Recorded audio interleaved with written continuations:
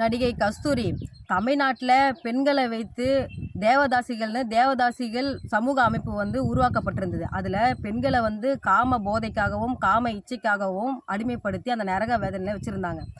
பெண்களுடைய சமூக நீதிக்காகவும் பெண்களுடைய முன்னேற்றத்திற்காகவும் பெண்களுடைய சுதந்திரத்திற்காகவும் பெண்களுடைய உரிமைக்காகவும் பெண்களுடைய பிரதிநிதித்துவத்துக்காகவும் சமூக நீதிகளை விரும்புகின்ற திராவிட இயக்கம் வந்து அந்த தேவதாசிகள் ஒழிப்பு முறை சட்டத்தை வந்து அமலுக்கு கொண்டு வரணும்னு தேவதாசிகளுடைய நிலம் அந்த மானியம் தேவதாசிகள் முறை ஒழிப்பு சட்டத்தை வந்து அமலுக்கு கொண்டு வந்தாங்க.